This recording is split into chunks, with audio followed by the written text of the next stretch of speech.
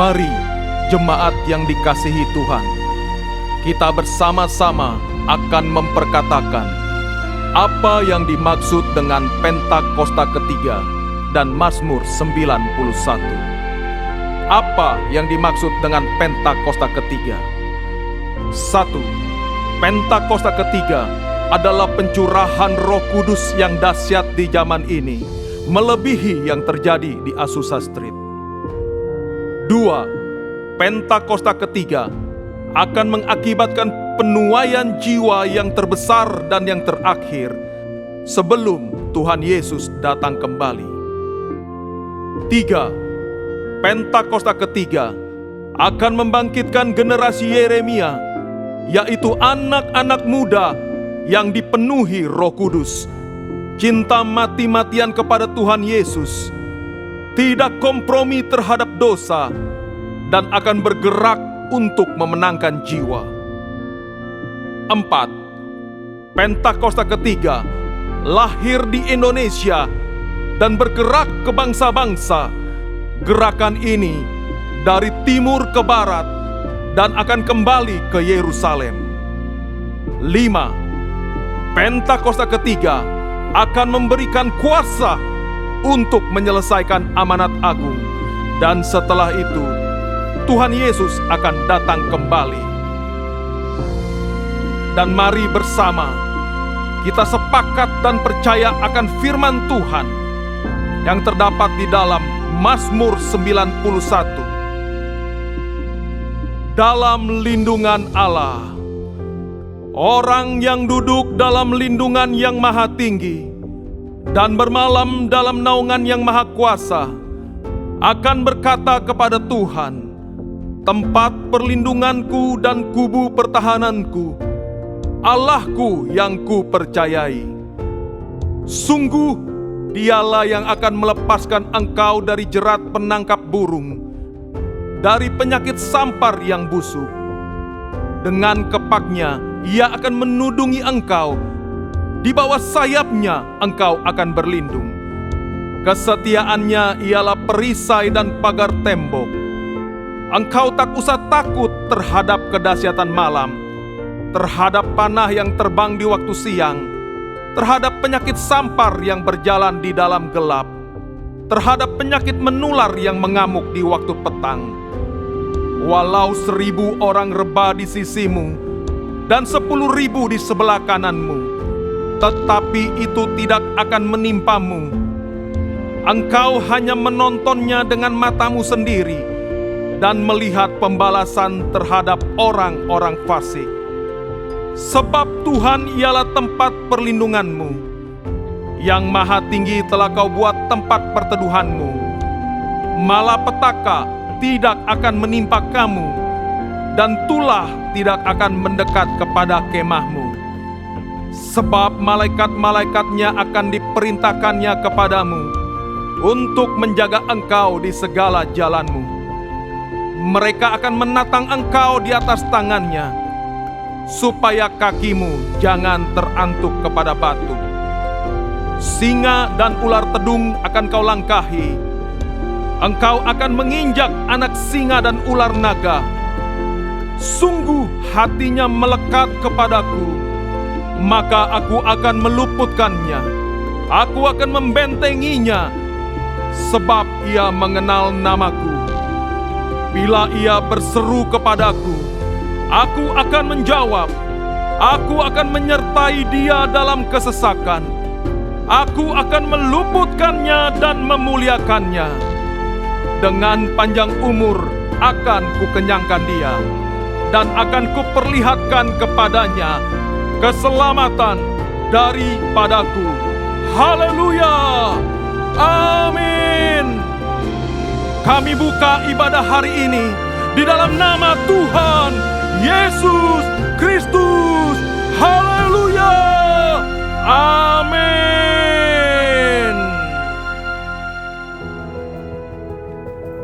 The heavens declare the glory of God, and the skies proclaim the work of His hands. By the word of the Lord the heavens were made, their starry host by the breath of His mouth. For the Lord is a great God. In his hand are the depths of the earth. The heights of the mountains are also his. The sea is his, for he made it, and his hands formed the dry land. Let the heavens rejoice. Let the earth be glad. Let the sea resound and all that is in it. Let the fields be jubilant and everything in them. Let all the trees of the forest sing for joy. You made the heavens and the stars of the sky. You made land and sea and everything in them. You gave life to all. Yours, Lord, is the greatness and the power and the glory and the majesty and the splendor, for everything in heaven and earth is yours. You are worthy, our Lord and God, to receive glory and honor and power, for you made all things, and by your will they were created.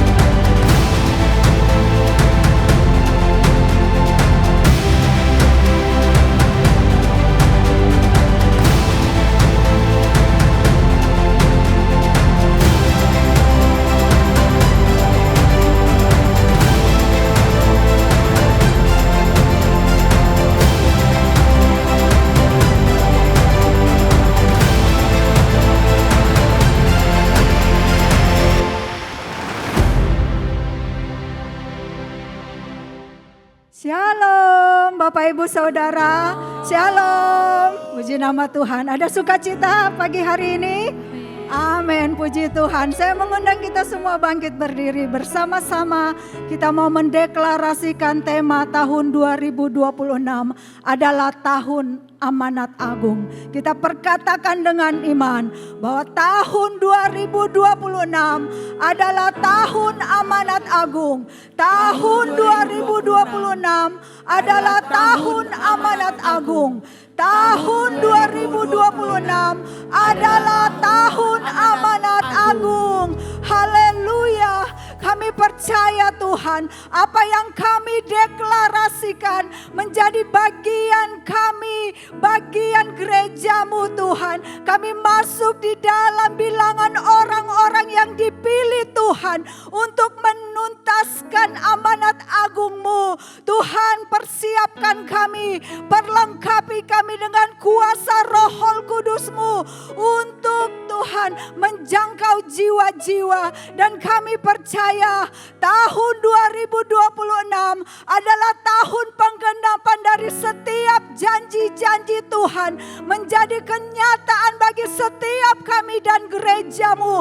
Apa yang belum pernah kami lihat, apa yang belum pernah timbul di dalam hati kami, yang belum pernah kami dengar, itu yang Tuhan sediakan bagi setiap kami dan jemaat-Mu GPI PRJ ya Bapa.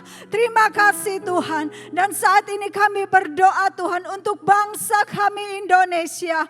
Kiranya Tuhan memberkati Indonesia dengan kesejahteraan dan keamanan yang berlimpah-limpah. Kami perkatakan Indonesia dituai, Indonesia diselamatkan di dalam Yesus Kristus Tuhan. Setiap lutut akan bertelut, setiap lidah akan mengaku bahwa Yesus Kristus adalah Tuhan dan Juru Selamat.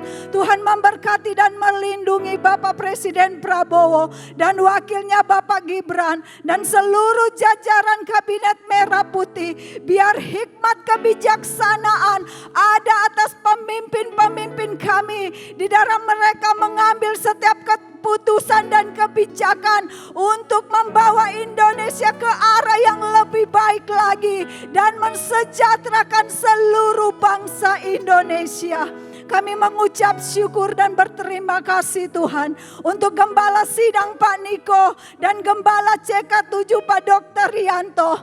Kiranya Tuhan memberkati kedua hamba-Mu.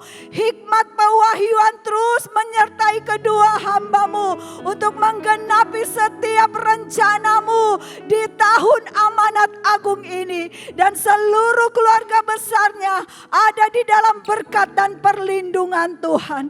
Bapak, kami berdoa Tuhan untuk generasi Yeremia yang ada di CK7 dan yang ada di bangsa kami Indonesia. Mereka bangkit menjadi penuai-penuai di akhir zaman ini. Tuhan berikan roh keberanian, roh keperkasaan, roh pengertian, roh ketaatan sehingga mereka memiliki roh terus yang menyala-nyala untuk melayani Tuhan. Pakai generasi ini Tuhan di segala aspek kehidupan mereka. Biar dimanapun mereka berada menjadi terang Tuhan di sekeliling mereka. Di dalam nama Tuhan Yesus Kristus. Semua yang percaya sama-sama katakan amin. Sekali lagi saya ingin menyapa jemaat Tuhan di tempat ini. Shalom. Sekali lagi shalom. Wow. Kita mau tetap bersemangat untuk memuji Tuhan, amin. Apapun yang terjadi kita mau tetap bersemangat untuk memuji Tuhan, amin. Yang siap bersuka cita untuk Tuhan, mari kita sorakan. Yes. Mari bertepuk tangan untuk Tuhan.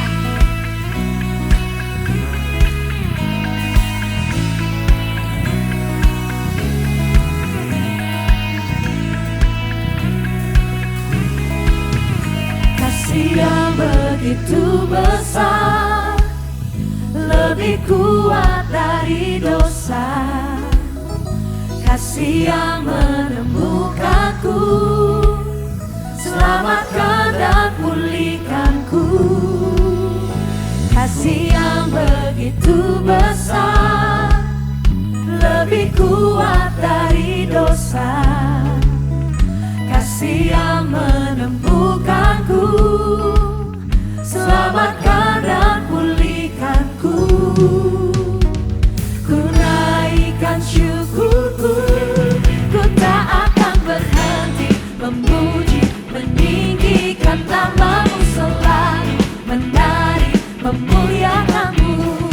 Dibebaskan, dibangkitkan hidup yang Kau beri, dan kini hanya untuk-Mu. Takkan berhenti memuji, meninggikan nama-Mu selalu, menari, memuliakan-Mu. Dibebaskan, dibangkitkan hidup yang Kau beri, dan kini hanya untuk-Mu. Hey!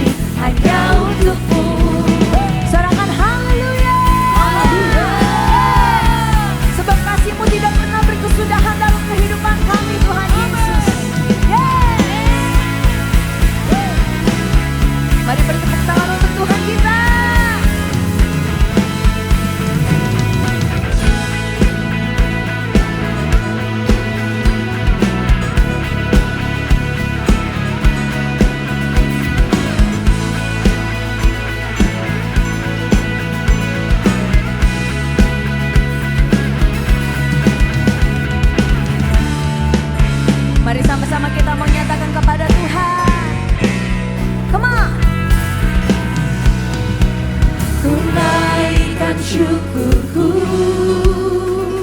ku naikkan syukurku,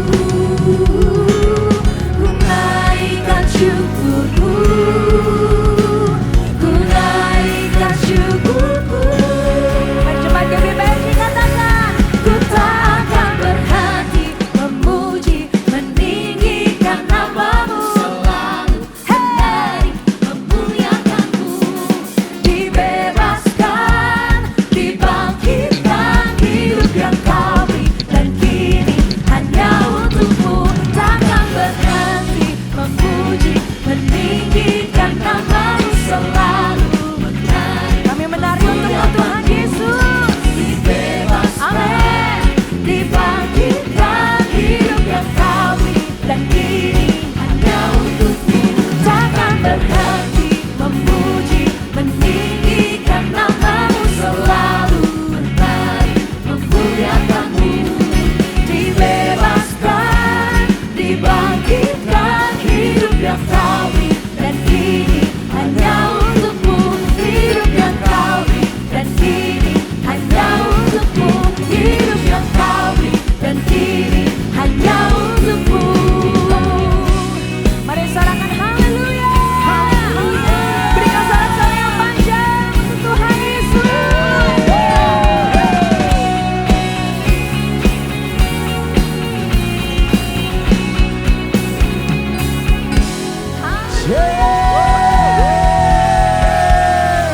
Apapun keadaanmu saudara, hari saudara yang sepakat untuk siap memuji Tuhan, tetap membesarkan nama Tuhan, berikan tepuk tanganmu sorak-sorai bagi Tuhan yang dahsyat. Come on!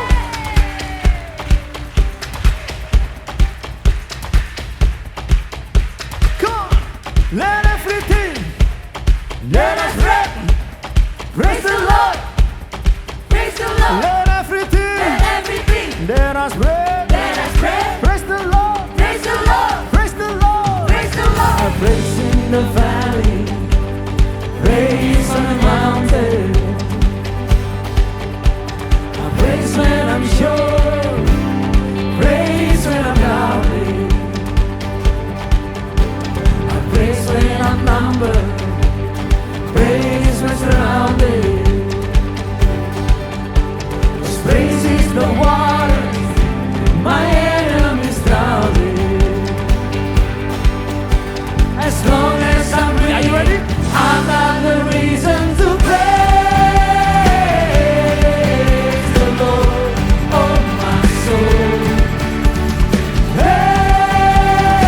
Praise the Lord, oh my soul. I praise when I feel it, I praise when I don't.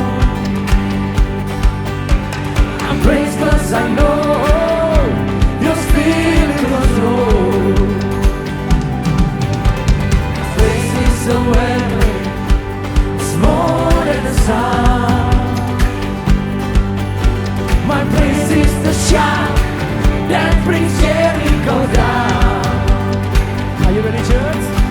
As long as I'm breathing, I've got the reason to praise the Lord, oh my soul. Come on. Praise the Lord, oh my soul. I won't be quiet, my God is alive. How could I keep it inside? Say, praise the Lord, oh my soul. Mari tepuk tangan semua, come on. Hey, hey, hey, hey, yeah. Saudara, apapun keadaanmu hari saudara, engkau tetap bersuka, katakan amin. Come on. 1, 2, 3. I praise 'cause you're sovereign, praise 'cause you reign, praise 'cause you rose and defeated the grave. I praise 'cause you're faithful, praise 'cause you're true, praise 'cause there's nobody greater than you. I praise 'cause you're sovereign, praise 'cause you reign, praise 'cause you rose and defeated the grave. I praise 'cause you're faithful, praise 'cause you're true, praise 'cause there's nobody greater than you. Say, praise the Lord, oh my soul. Everybody say, praise the Lord. Are you ready? So 1, 2, 3, say, praise the Lord, oh my soul. Praise the Lord, oh my soul. I won't be quiet. I won't be quiet. My God is alive. How could I keep it inside? I won't be quiet. My God is alive. How could I keep it inside? I won't be quiet. I won't be quiet. My God is alive. How could I keep it inside? Oh, oh, oh, praise the Lord, oh my soul. Come on, musik memuji Tuhan, say.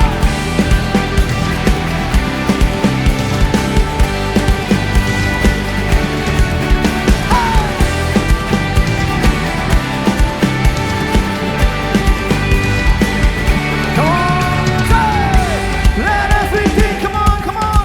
Let us pray. Praise the Lord. Praise the Lord. Let everything. Let everything. Let us pray. Let us pray. Praise the Lord. Praise the Lord.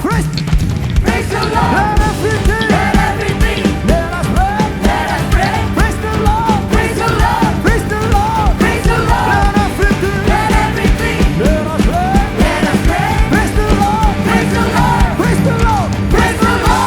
Berikan tepuk tanganmu sorak-sorai bagi Raja yang berkuasa.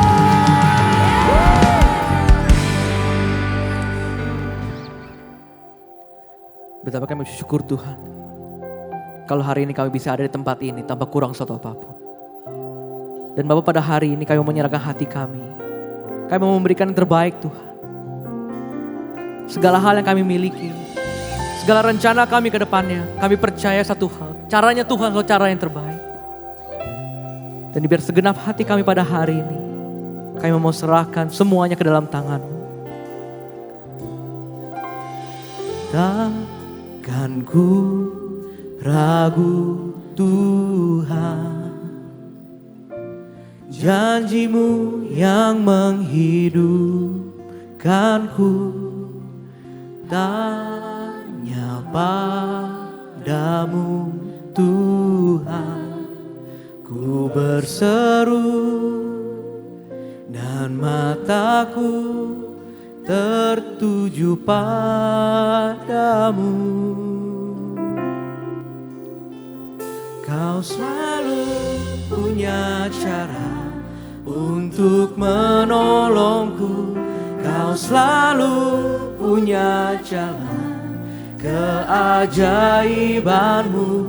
Kau dahsyat dalam segala perbuatan-Mu, dan ku tenang di dalam cara-Mu. Kita tepuk tangan terbaik buat Tuhan Yesus.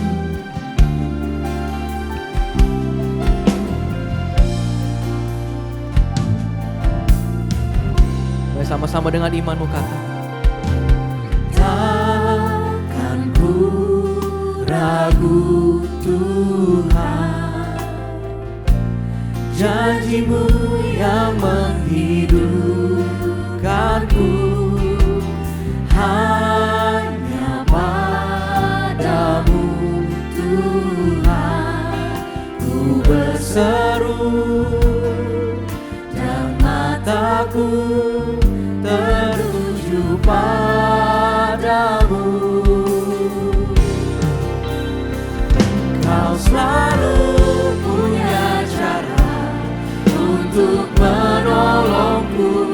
Kau selalu punya jalan keajaiban-Mu. Kau dahsyat dalam segala perbuatan-Mu, dan ku tenang di dalam cara. Mari sama-sama dengan imanmu katakan, Kau selalu punya cara untuk menolongku. Kau selalu punya jalan keajaiban-Mu. Kau dahsyat dalam segala perbuatan.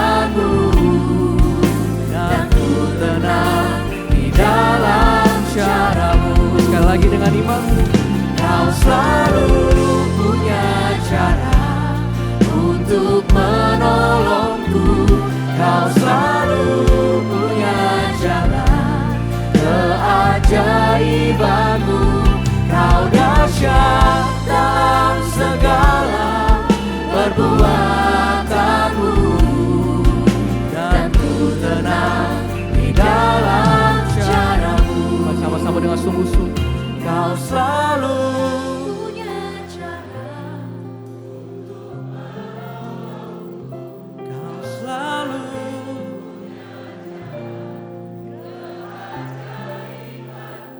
Kau dahsyat.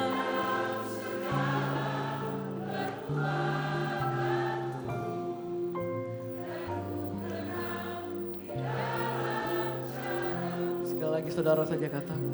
Kau selalu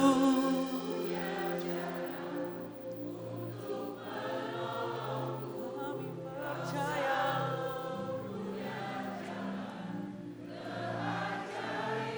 Biar setiap jadi deklarasi hidup kami Tuhan.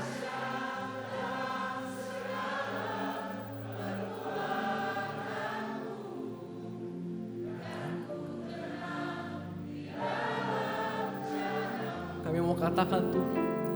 Kau selalu Punya cara untuk menolongku.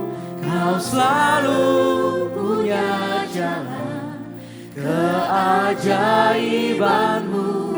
Kau dahsyat dalam segala perbuatanmu, dan ku tenang di dalam caramu. Sama-sama kita tepuk tangan terlebih buat Tuhan Yesus. Dan sama-sama dengan imanmu katakan. Kau selalu punya cara untuk menolongku. Kau selalu punya jalan keajaibanmu.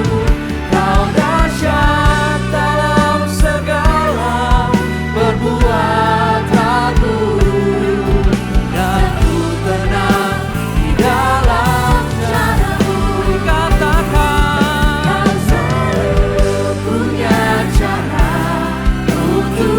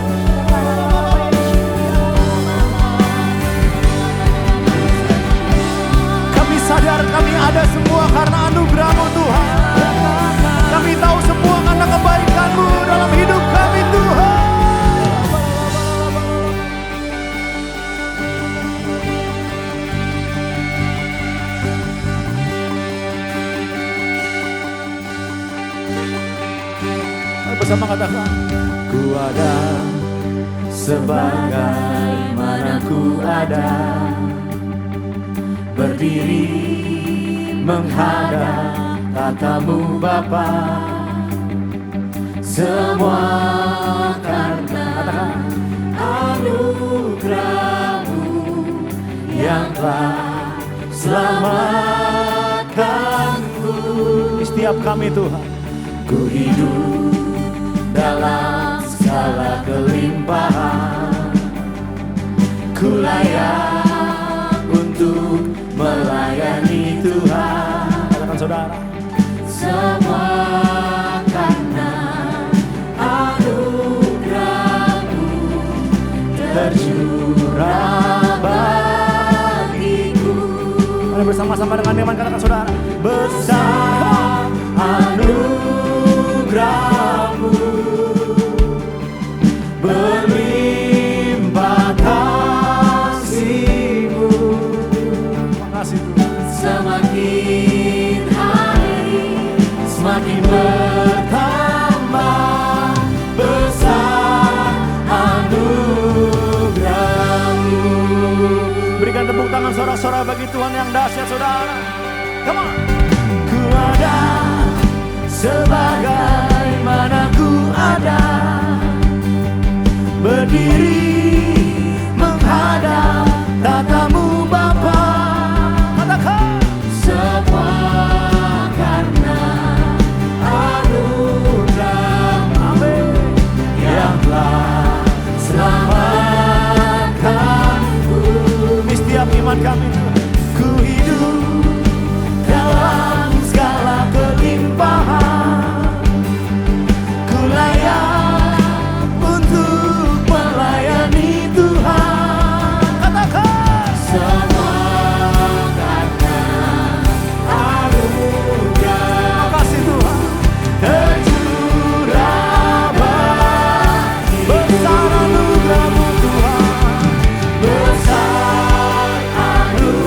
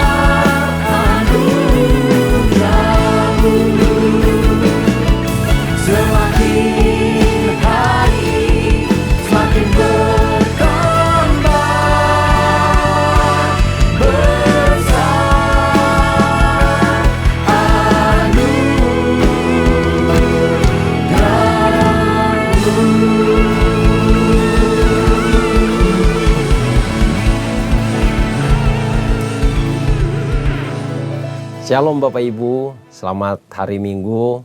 Mungkin belum terlambat bagi saya untuk mengucapkan selamat tahun baru 2026. Kiranya kasih Tuhan selalu beserta Bapak Ibu dimanapun Bapak Ibu berada. Bapak Ibu, atas kebaikan Tuhan, hari ini saya diberikan kesempatan oleh Pak Gembala Dr. Yanto lewat GBCK 7 untuk menyampaikan kebenaran firman Tuhan. Saya berikan judul kebenaran firman Tuhan hari ini adalah menjadi mempelai Kristus.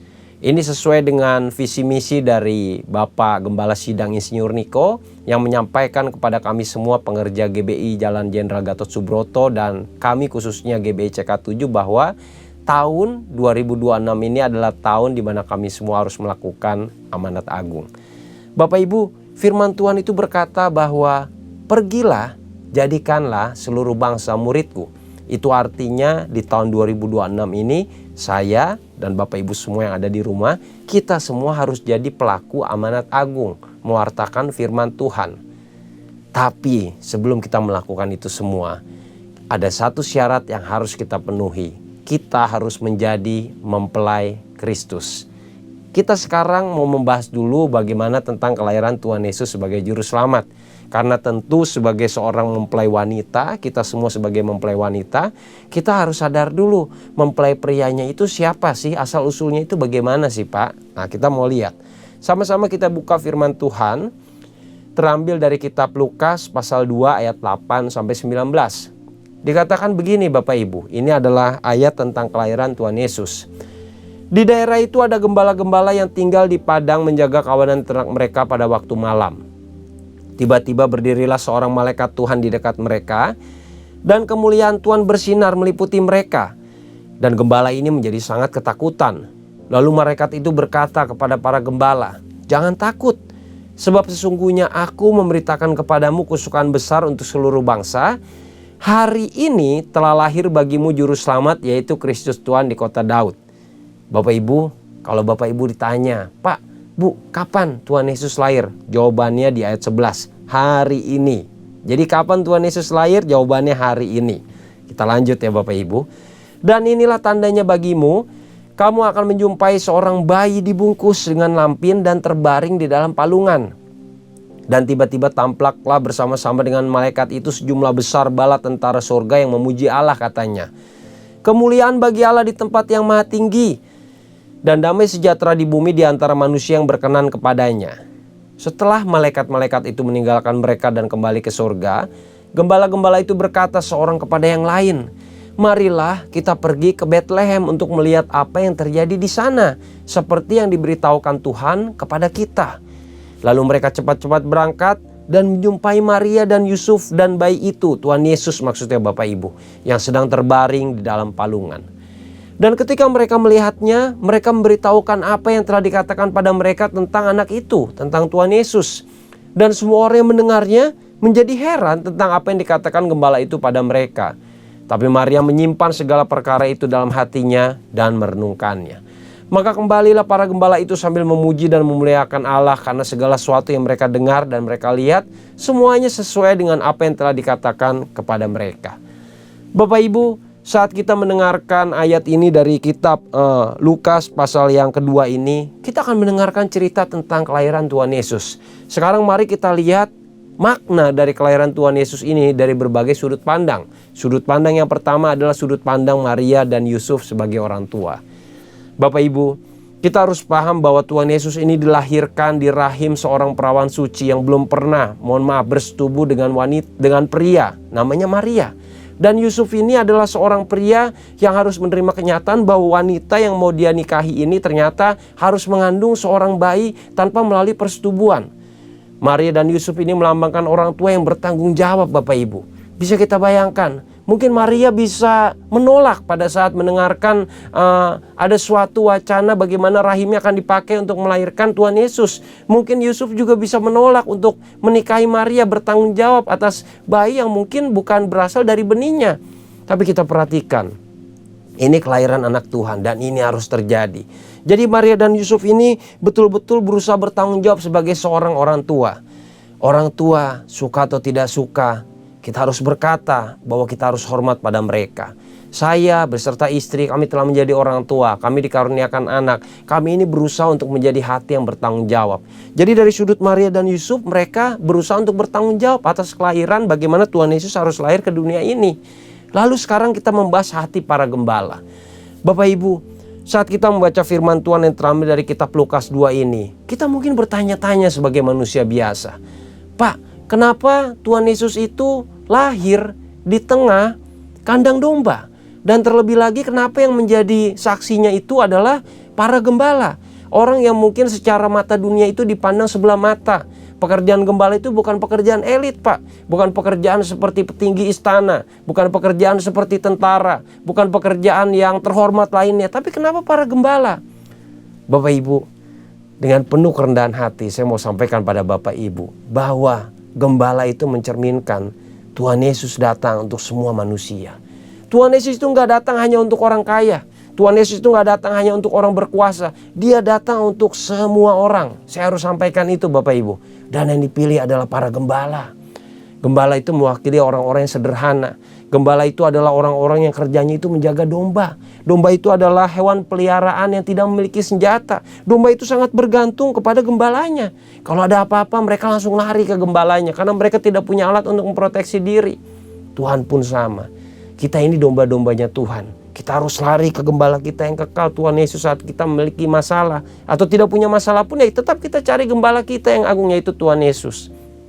Bapak Ibu, gembala ini mendapatkan kursi VVIP untuk menyaksikan bagaimana Tuhan Yesus lahir di kandang domba. Di tempat yang mungkin dianggap biasa-biasa. Tapi yang lahir ya Raja Damai, Juru Selamat di kandang domba di kota Bethlehem. Sehabis ini kita akan membahas mengenai kota Bethlehem.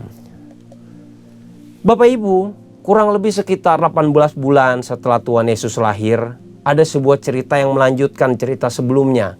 Ini adalah kisah kurang lebih 1,5 tahun setelah Tuhan Yesus lahir. Mari sama-sama kita buka kitab Matius pasal 2 ayat 1 sampai 12. Kita akan membaca yang berisikan judul perikopnya tentang orang-orang Majus dari timur, Bapak Ibu. Sesudah Yesus dilahirkan di Bethlehem, tanah Yudea pada zaman Raja Herodes, datanglah orang-orang Majus dari timur ke Yerusalem dan bertanya-tanya kepada Raja Herodes, "Raja, di manakah dia, raja orang Yahudi yang baru dilahirkan itu? Kami telah melihat bintangnya di timur dan kami datang untuk menyembah dia." Ketika Raja Herodes mendengar hal itu, terkejutlah ia beserta Yerusalem. Maka dia kumpulkan semua imam kepala dan ahli Taurat bangsa Yahudi, lalu dimintanya keterangan dari mereka di mana Mesias akan dilahirkan. Lalu para ahli Taurat ini berkata kepada Raja Herodes, "Di Bethlehem di tanah Yudea." Di Bethlehem di tanah Yudea, yang tadi kita baca di Lukas pasal 2 Bapak Ibu. Karena demikianlah ada tertulis dalam kitab nabi-nabi, "Dan engkau Bethlehem tanah Yehuda, engkau sekali-kali bukanlah yang terkecil di antara mereka yang memerintah Yehuda. Karena daripadamulah akan bangkit seorang pemimpin yang akan menggembalakan umatku Israel." Lalu dengan diam-diam Herodes memanggil orang Majus itu dengan teliti bertanya pada mereka bila mana bintang itu nampak. Kemudian ia menyuruh mereka ke Bethlehem, katanya begini, "Pergi dan selidikilah dengan seksama hal-hal mengenai anak itu, dan segera sesudah kamu menemukan dia, kabarkanlah kepadaku, supaya aku pun datang menyembah dia." Setelah mendengar kata-kata raja itu, berangkatlah mereka, dan lihatlah bintang yang mereka lihat di timur itu mendahului mereka hingga tiba dan berhenti di atas tempat di mana anak itu berada. Ketika mereka melihat bintang itu, sangat bersukacitalah mereka. Maka masuklah mereka ke dalam rumah itu dan melihat anak itu bersama Maria ibunya. Lalu mereka sujud menyembah Tuhan Yesus. Mereka pun membuka tempat harta bendanya dan persembahkan persembahan kepadanya, yaitu emas, kemenyan, dan mur. Dan karena itu mereka diperingatkan dalam mimpi supaya jangan kembali ke Herodes, maka pulanglah mereka ke negerinya melalui jalan lain. Bapak Ibu, kita baru saja membaca ayat tentang orang-orang Majus dari timur. Ini kurang lebih kisahnya sekitar 1,5 tahun setelah Tuhan Yesus lahir. Bapak Ibu, kita harus paham latar belakang keadaan Israel di zaman saat Tuhan Yesus lahir itu adalah kerajaan Israel itu sedang dikuasai oleh Romawi. Dan raja yang memimpin Israel saat itu namanya Raja Herodes. Orang yang berasal dari orang Edom, suku Edom. Mungkin kalau diistilahkan dalam bahasa sejarah ini vassal king, raja boneka, raja yang hanya mendapatkan kekuasaan karena diberikan kekuasaan oleh raja lain. Kita bayangkan Raja Herodes itu mungkin sedang menikmati kesenangan duniawi. Dia menjadi raja boneka, tapi ya seraja boneka-bonekanya dia tetap menikmati semua fasilitas sebagai seorang raja. Dia itu seperti presiden di sebuah negara, Bapak Ibu.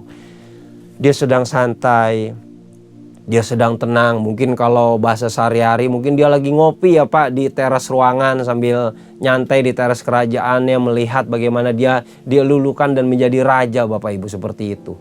Lalu tiba-tiba dia kedatangan tamu. Raja, ada tamu, ini orang-orang Majus dari timur, rombongan yang besar, yang membawa banyak harta, yang bisa dikatakan kemanapun orang Majus ini berjalan pasti mereka mendapatkan sorak-sorai, karena ini rombongan yang besar dan orang-orang yang kaya dan berkuasa. Bapak Ibu, kalau ada orang berkuasa yang datang ke sebuah tempat dan yang menyambut itu pemimpin tertinggi dari negara itu, ini pasti rombongan yang penting. Raja Herodes mendengar bagaimana orang Majus ini orang yang sangat-sangat terpandang, orang yang sangat dihormati seperti itu. Karenanya Raja Herodes menyambut orang-orang Majus yang datang dari timur ini. Lalu Raja Herodes bertanya, apa maksud kedatangan daripada engkau orang-orang Majus? Lalu mereka berkata begini, Bapak Ibu, kami datang karena kami mencari sang Raja Damai Juru Selamat yang telah lahir di tengah-tengah Israel. Raja Herodes langsung kaget. Oh, tunggu sebentar ya. Berarti bukan aku ya yang kamu cari. Bukan Raja. Juru Selamat itu, Raja Damai itu baru lahir kurang lebih 1,5 tahun yang lalu. Raja Herodes langsung kaget. Tapi dia berusaha menyembunyikan ketakutan dan kekagetannya.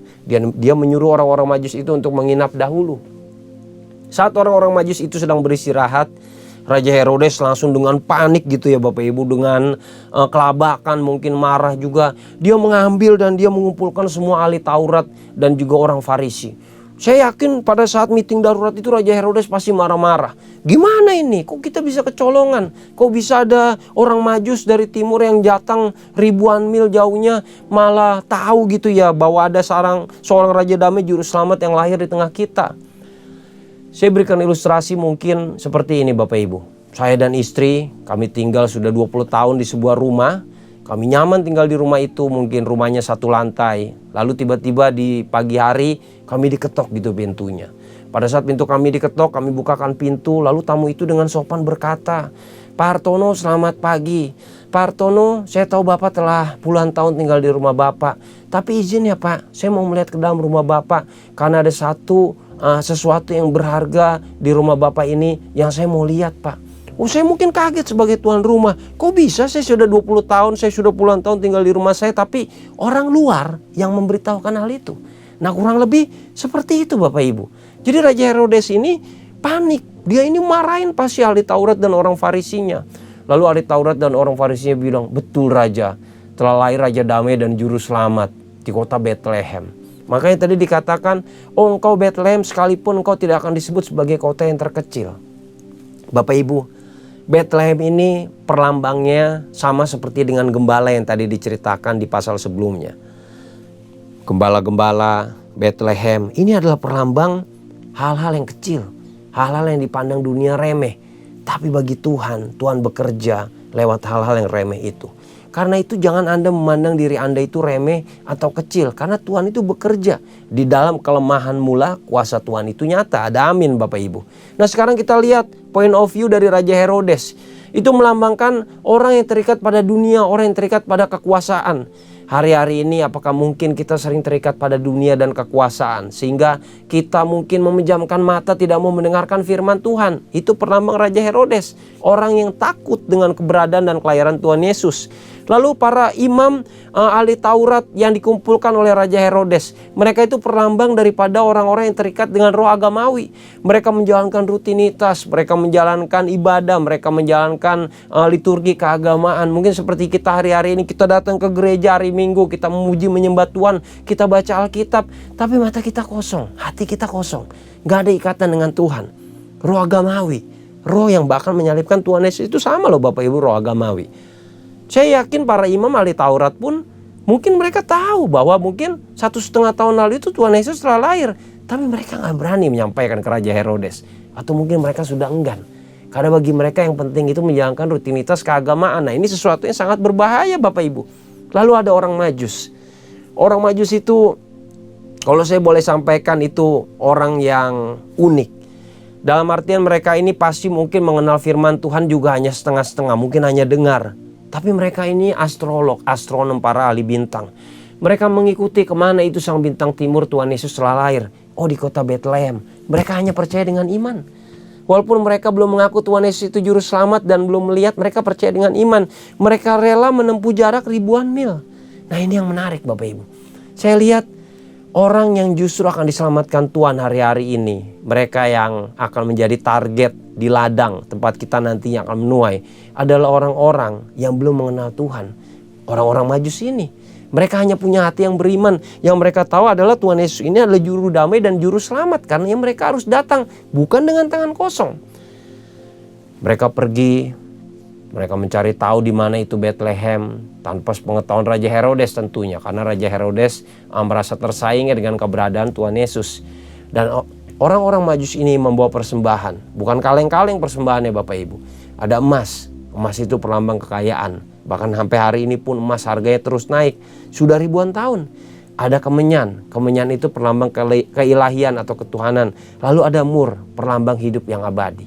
3 persembahan ini diberikan kepada bayi Yesus. Kepada Tuhan Yesus yang kurang lebih berusia sudah di bawah 2 tahun lah. Tapi 1,5 tahun seperti itu. Diletakkan di kaki Tuhan Yesus sebagai persembahan.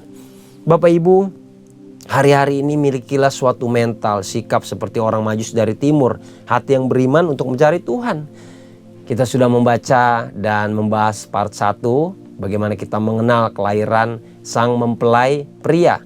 Nah, sekarang kita harus masuk ke bagian selanjutnya, bagian yang kedua. Saya dan Bapak Ibu dan kita semua yang ada di rumah maupun dimanapun Anda berada, kita harus menerima Yesus sebagai juru selamat.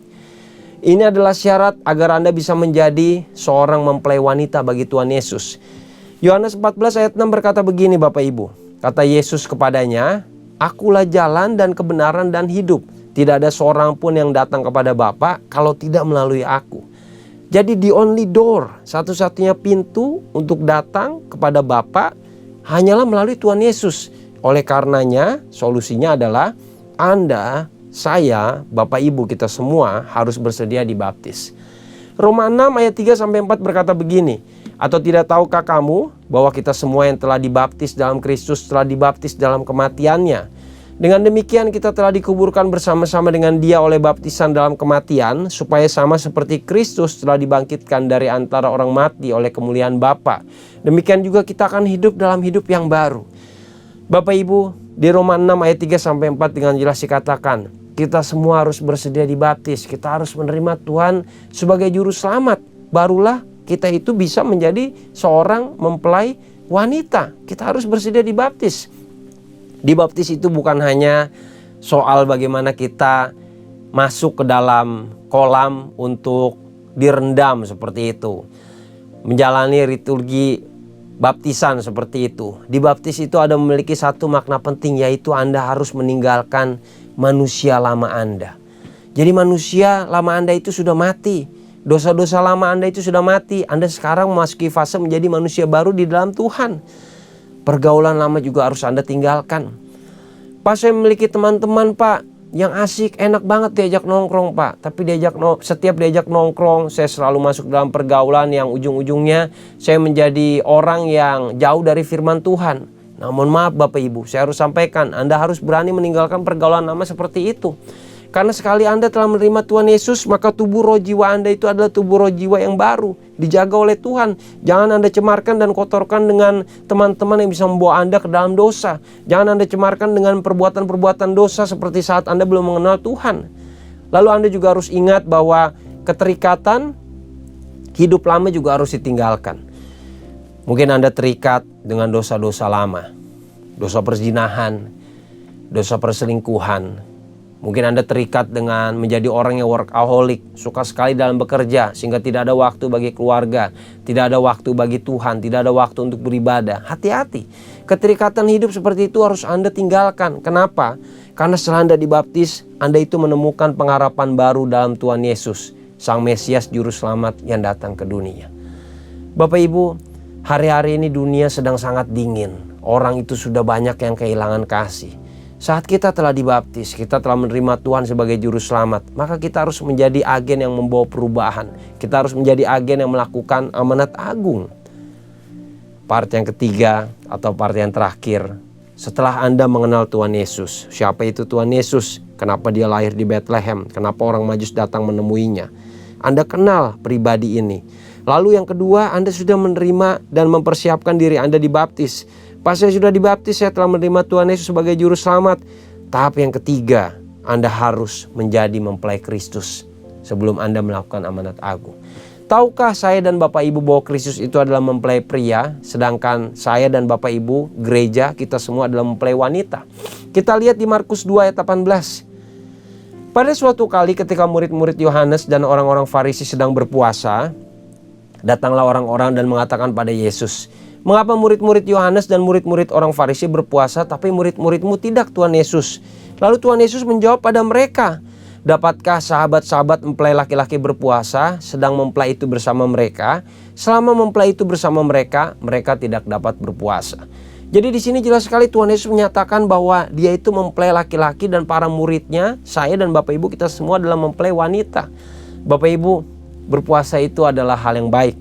Saat Anda memiliki suatu beban doa, mungkin Anda mendoakan kehidupan Anda mendoakan orang lain, Anda mendoakan gereja, Anda mendoakan Indonesia, Anda mendoakan kota-kota di Indonesia agar selalu dilindungi Tuhan dan menerima Tuhan sebagai juru selamat. Anda harus berpuasa. Doa disertai puasa itu powerful, Bapak Ibu. Tapi di sini dikatakan, Tuhan Yesus berkata, "Engkau orang Farisi dan Taurat, engkau datang bukan untuk memberitakan firman, engkau datang ingin mencobai aku. Murid-muridku yang tidak berpuasa, kenapa? Karena ada aku bersama mereka, karena aku adalah mempelai laki-laki." Jadi di sini dengan tegas Tuhan Yesus menyatakan kenapa dia disebut mempelai laki-laki. Lalu kita perhatikan Bapak Ibu. Pak, kalau Tuhan Yesus itu mempelai laki-laki, saya ini mempelai wanita, berarti harus ada cinta dong Pak. Harus ada rasa sayang, rasa kasih. Betul Bapak Ibu. Sejatinya hubungan kita dengan Tuhan Yesus itu seperti hubungan pernikahan. Orang itu bagaimana bisa sampai menikah? Karena mereka itu ada perkenalan. Tadi kita setelah mengenal bahwa Tuhan Yesus itu adalah bayi. Oh, sejarahnya Tuhan Yesus seperti itu Pak. Lalu kita itu juga sudah mendengarkan bagaimana Tuhan Yesus itu lahir di kota Bethlehem. Dan setelah itu kita juga sudah bersedia dibaptis. Setelah kita kenal Tuhan Yesus, lalu kita itu mempersiapkan diri menjadi mempelai wanitanya Tuhan Yesus. Jadi kita harus alami cinta mula-mula pada Tuhan Yesus. Masihkah Anda ingat bagaimana Anda mengalami cinta mula-mula pada Tuhan? Pujian penyembahan apa yang Anda dengar di gereja yang membuat Anda bertobat dan teringat pada Tuhan? Hamba Tuhan mana yang telah berkhotbah menyampaikan kebenaran yang membuat Anda ingat kepada kebaikan Tuhan sehingga Anda menjadi bertobat? Cinta mula-mula itu harus Anda kejar. Bagaimana dan kapan cara mengejarnya Pak? Tiap hari harus selalu dikejar. Ada satu analogi yang menarik.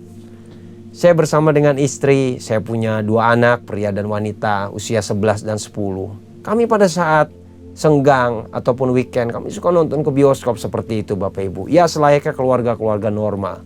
Saat kami nonton ke bioskop, istri saya suka bilang begini, "Aku tuh seneng deh nonton bioskop sama kalian semua. Tapi akhir-akhir ini ada yang cukup mengusik." Bapak Ibu tahu istri saya bilang apa? Biasanya kalau kita nonton nih yang, dia panggil saya sayang kan. Kamu duduk di ujung kiri, lalu ada anak saya yang laki-laki, anak saya yang perempuan, lalu istri saya di ujung. Jadi kami duduk berempat. Istri saya bilang dia ingin agar lain kali kalau nonton itu dia duduk sebelah saya. Jadi anak-anak duduk di sebelah dia. Jadi saya, istri saya, anak saya yang pertama, anak saya yang kedua. Di situ dia berkata kenapa seperti itu, karena dia itu sayang sama saya. Waktu kami pacaran, waktu kami menikah, tidak lantas dengan keberadaan anak itu mengubah rasa sayang dia kepada saya. Saya teringat apa yang disampaikan istri saya itu seperti analogi cinta mula-mula. Bapak Ibu, apa yang membuat Anda mengenal Tuhan? Apa yang membuat Anda jatuh cinta pada Dia? Apa yang membuat Anda mau pelayanan di gereja CK7 demi Dia? Apa yang membuat Anda mau mendoakan orang lain itu demi Dia? Semuanya itu namanya cinta mula-mula. Yohanes 3 ayat 16 berkata begini, "Karena begitu besar kasih Allah akan dunia ini, sehingga ia telah mengaruniakan anaknya yang tunggal, supaya setiap orang yang percaya kepadanya tidak binasa, melainkan beroleh hidup yang kekal." Ini adalah salah satu ayat yang begitu populer. Kita mungkin menghafalnya dan kita tahu ayat ini sebagai bagian bukti dari betapa besarnya Tuhan Allah itu mencintai dunia. Sampai dia memberikan anaknya yang bernama Tuhan Yesus untuk datang ke dunia. Bapak Ibu, mungkin kalau saya berikan analogi itu, Tuhan Yesus itu sedang di surga seperti itu ya. Sebagai seorang pribadi dia sedang di surga. Dia mungkin sedang ngobrol main sama Allah Bapa di surga. Tiba-tiba Allah Bapa berkata begini, nah aku sayang banget sama kamu, tapi maaf ya, kamu harus turun ke dunia. Lalu mungkin Tuhan Yesus berkata, kenapa aku harus turun ke dunia? Dunia itu penuh dengan dosa, dunia itu penuh dengan orang-orang jahat. Lalu Allah Bapa berkata, justru karena itu kamu harus turun ke dunia. Kamu harus mati disalib untuk menebus dosa mereka semua. Bapak Ibu, kita bisa bayangkan, Tuhan Yesus seorang bayi yang lahir ke dunia, mengambil wujud manusia, lahir di rahim perempuan yang bukan melalui persetubuhan secara biologis. Dia rela lahir dan kelak pada waktunya di usia 33,5 tahun dia disalib untuk menebus dosa saya dan Bapak Ibu. Kita bisa bayangkan bahwa itulah bentuk konsep daripada sebuah cinta yang mula-mula loh Bapak Ibu. Cinta tanpa kasih, cinta tanpa syarat. Seperti Ishak yang dinanti oleh Abraham dan Sarah. Apakah ada di antara saya maupun Bapak Ibu yang kita menunggu anak selama 25 tahun? Abraham itu menunggu Ishak lahir selama 25 tahun loh Bapak Ibu. Setelah Ishak itu lahir, Abraham berkata dan mungkin berpikir bersama dengan istrinya Sarah, oh, penderitaan kami dalam penantian anak telah selesai. Sekarang tugas kami sebagai orang tua hanyalah membesarkan anak. Ternyata Abraham dan Sarah itu keliru. Saat Ishak itu lahir, dia dibesarkan dengan baik tentunya. Apalagi anak yang ditunggu hampir 25 tahun lebih. Pasti dibesarkan dengan baik. Anak laki-laki lagi Bapak Ibu. Israel kan sangat menjunjung tinggi masalah patriarki. Dia dibesarkan dengan baik dan saat Ishak ini sudah menjelang usia remaja, tiba-tiba Tuhan Allah berkata pada Abraham, persembahkan Ishak padaku. Bapak Ibu, saya yakin di benak Abraham itu pasti berkecamuk banyak pikiran. Gak salah nih Tuhan, sudah 25 tahun aku berdoa dan memohon disertai puasa, gak terhitung puasanya berapa banyak. Persembahan juga mungkin sudah aku berikan. Kok sekarang Tuhan suruh persembahkan? Gimana ini Tuhan? Abraham itu mungkin bisa menutup telinga, menutup hati, menutup mata, gak mau dengar. Ah Tuhan salah kali, Tuhan juga bisa salah dong Pak, bisa dong Pak. Ya namanya juga, ya mungkin bisa keliru lah Pak, mungkin keluarga lain tapi ini keliru ke keluarga aku. Atau mungkin Abraham bisa kabur aja gitu Bapak Ibu. Udah deh gak mau main tuan-tuanan lagi, selesai deh di situ deh. Aku pokoknya mau ngejagain Sarah dan menjagain Ishak. Tapi Bapak Ibu lihat apa yang dilakukan Abraham. Dia taat, dia tetap pergi untuk mempersembahkan Ishak. Endingnya kita semua bisa tahu bahwa akhirnya Tuhan itu berkata, Abraham kau lulus tes. Bapak Ibu, Abraham itu mengalami cinta mula-mula kepada Tuhan. Bagaimana dengan saya dan Bapak Ibu? Kita ini menjadi mempelai wanita, apakah kita sudah mengalami cinta mula-mula dengan Tuhan? Harus ada suatu rasa cinta, harus ada suatu rasa sayang sehingga akhirnya kita itu bersedia untuk menjadi mempelai wanita. Saya akan tutup dengan ayat ini. Perjamuan kawin anak domba, Wahyu 19 ayat 6-10. Lalu aku mendengar seperti suara himpunan besar orang banyak, seperti desau air bah dan seperti desau guru yang hebat katanya. Haleluya, karena Tuhan Allah kita yang Maha Kuasa telah menjadi Raja. Marilah kita bersukacita dan bersorak-sorai dan memuliakan Dia, karena hari perkawinan anak domba telah tiba dan pengantinnya telah siap sedia. Dan kepadanya dikaruniakan supaya memakai kain lenan halus yang berkilau-kilauan dan yang paling bersih. Bapak Ibu, lenan halus itu adalah perbuatan yang benar dari orang-orang yang kudus. Lalu ia berkata kepadaku, tuliskanlah berbahagialah mereka yang diundang ke perjamuan kawin anak domba. Katanya lagi kepadaku, perkataan ini adalah benar perkataan dari Allah. Maka tersungkurlah aku di depan kakinya untuk menyembah Dia. Tetapi ia berkata padaku, janganlah berbuat demikian. Aku adalah hamba, sama dengan engkau adalah hamba. Dan saudara-saudaramu yang memiliki kesaksian Yesus, sembahlah Allah karena kesaksian Yesus adalah roh nubuat. Bapak Ibu, di akhir daripada kitab Wahyu itu disebutkan tentang perjamuan kawin anak domba.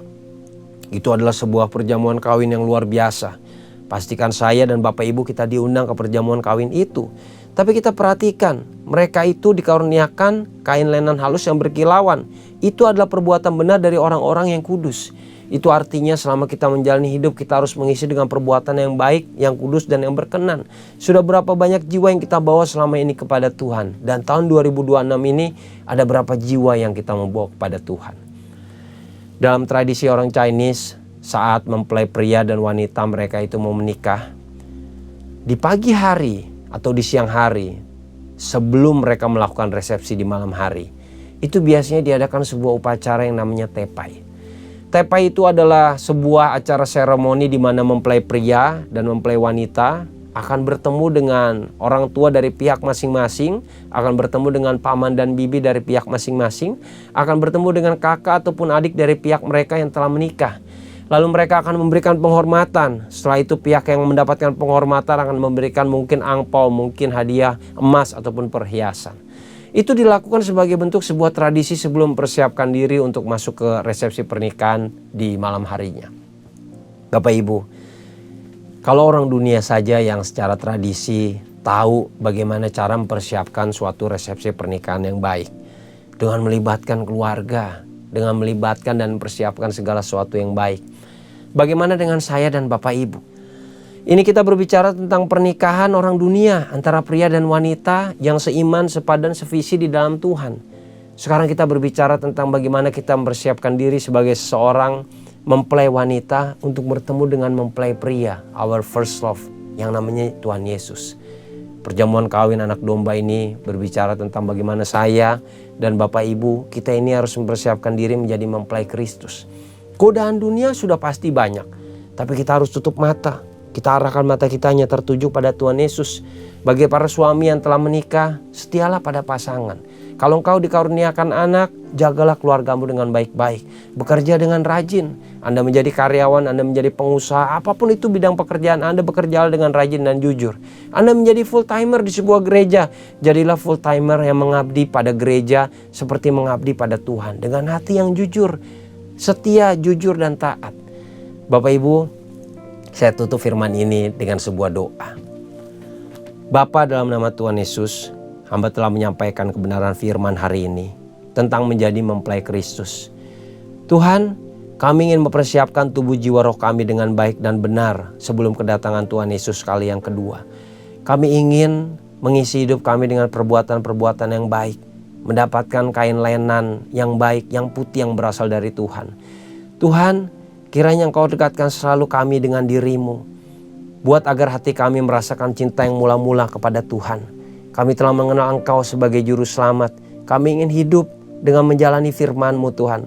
Kalau ada di antara kami yang berbuat dosa, bersalah, kami mohon ampun. Kami bertobat dengan penuh kerendahan hati.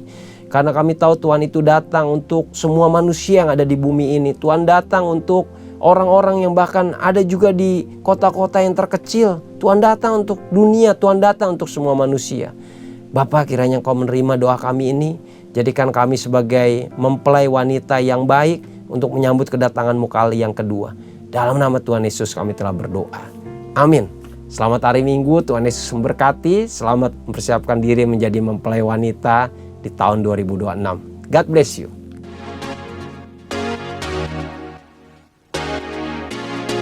Shalom. Gembala dan seluruh pengerja CK7 serta jemaat Tuhan mengucapkan terima kasih kepada PDP Hartono yang telah memberkati kita semua melalui penyampaian pesan firman Tuhan pada hari ini. Tuhan Yesus memberkati Bapa dan keluarga berlimpah-limpah. Amin. Berikut kami sampaikan beberapa pengumuman. Ibadah Raya via live streaming hari Minggu 1 Februari 2026 pukul 7, 9, 11.30, 14 dan 16.30 waktu Indonesia Barat akan dilayani oleh Pendeta Robertus Purwadi SSPD. Ibadah Raya hari Minggu 1 Februari 2026 diadakan di GBPRJ pukul 7, 9 dan 11.30 waktu Indonesia Barat dilayani oleh PDM Teresi Cynthia Tirta Dereja SH. Pukul 16.30 waktu Indonesia Barat dilayani oleh Pendeta John Lumaindong. GBPRJ Mandarin Service pukul 9 waktu Indonesia Barat dilayani oleh PDM Willy Santoso. GBI Intercon pukul 7 waktu Indonesia Barat dilayani oleh PDP Rudiko. Pukul 9, 11, 16 dan 18 waktu Indonesia Barat dilayani oleh Pendeta Stefan Jaya Saputra SMTH. GBI St. Moritz pukul 9, 11 dan 13 waktu Indonesia Barat dilayani oleh Pendeta Robertus Purwadi SSPD. Pukul 15, 17 dan 19 waktu Indonesia Barat dilayani oleh PDP Haryanto Cito Harjoyo. GBI PRJ Pluit pukul 9 waktu Indonesia Barat dilayani oleh PDP Rita Arifin. Pukul 11 waktu Indonesia Barat dilayani oleh Evangelis Indri Pardede. Pukul 16.30 waktu Indonesia Barat dilayani oleh PDM Teresi Cynthia Tirta Dereja SH. GBHCR pukul 8 dan 10 waktu Indonesia Barat dilayani oleh Pendeta Dr. Andes Markus Simanjuntak MTH. GB Amsutramol pukul 7, 9, 11 dan 13 waktu Indonesia Barat dilayani oleh Pendeta Johan Lumaindong. Pukul 15 dan 17 waktu Indonesia Barat dilayani oleh Evangelis Indri Pardede. Ibadah raya di atas disertai dengan ibadah pemunduran anak. Ibadah tayang ulang atau rerun yang dilakukan secara onsite untuk ibadah Mandarin Service dan 2PM yang Professional and Couple Service dapat diikuti melalui YouTube channel GBIPRJ CK7.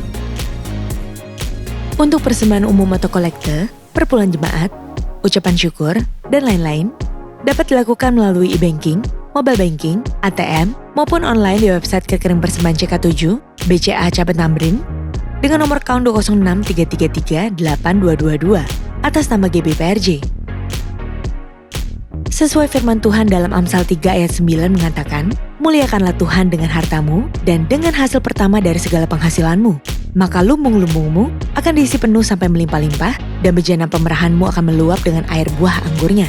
Dan sesuai pesan Gembala Sidang, untuk kita menaati firman Tuhan tersebut, maka sebagai gerejanya yang sepenuhnya mengikuti firman Tuhan, mari kita membawa persembahan buah sulung dengan sukarela tanpa paksaan, penuh sukacita dan ucapan syukur. Lakukan dengan beriman saja. Persembahan buah sulung dapat ditransfer ke rekening BCA Cabang Tamrin dengan nomor account 206-371-7878 atas nama GBIPRJ, atau ditransfer ke rekening persembahan buah sulung sesuai dengan cabang Bapak Ibu beribadah. Jika kita taat melakukannya, maka Tuhan akan membuka tingkap-tingkap langit dan mencurahkan berkat-Nya bagi kita yang taat dan setia akan firman-Nya. Amin. From Diagnosis to Recovery, a comprehensive understanding of colorectal cancer. Dari diagnosis hingga pemulihan. Pemahaman komprehensif tentang kanker kolorektal, yaitu kanker yang berkembang di usus besar, kolon, atau rektum, bagian akhir dari saluran pencernaan manusia. Akan dibahas secara menyeluruh, mencakup semua aspek penting. Dalam Cancer Ministry, Sabtu, 21 Februari 2026, pukul 10.30. Bersama Dr. Mirna Primasari, spesialis onkologi radiasi. Dan Dr. Seno Budi Santoso, spesialis bedah. Disertai kesaksian Ibu Monique Rusli. Bertempat di Integrity Convention Center, Shafir Room, Mall MGK Lantai 9. Kemayoran, Jakarta Pusat.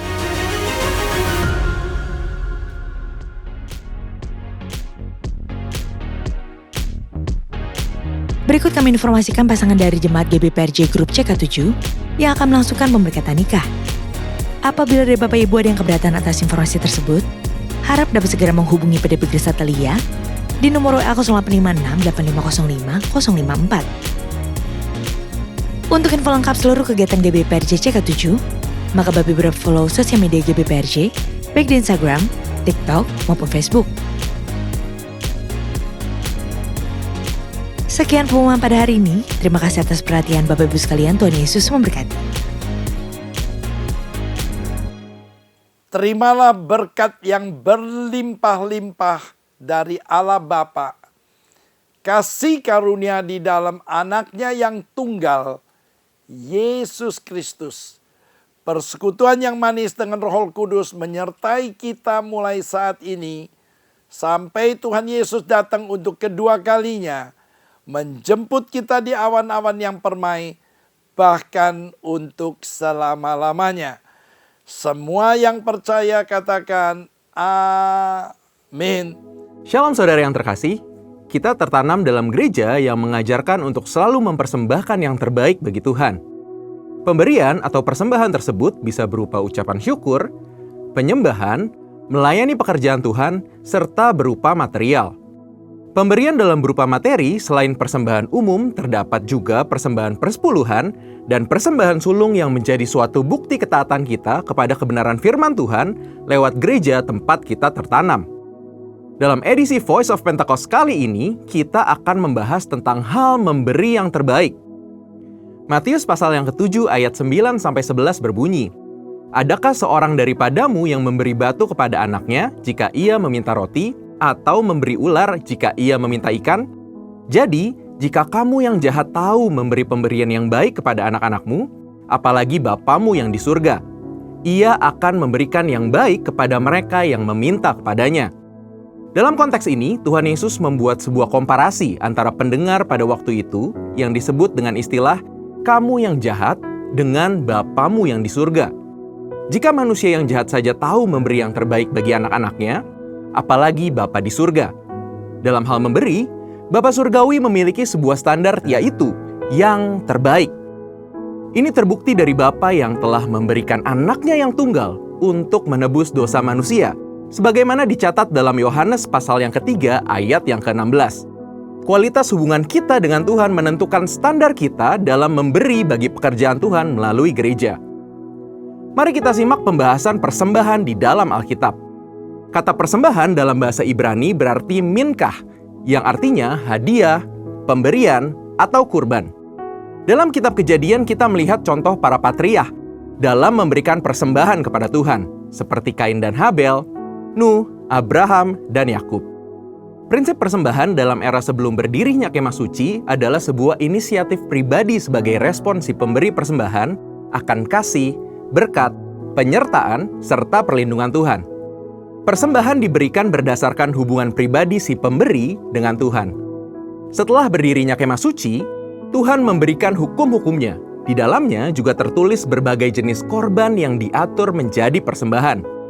Walaupun jenis kurban dan tata cara diatur berdasarkan hukum, aturan tersebut menjadi sarana yang memperjelas dalam hal memberi persembahan. Sehingga, persembahan diberikan tepat seperti yang dikehendaki oleh Tuhan.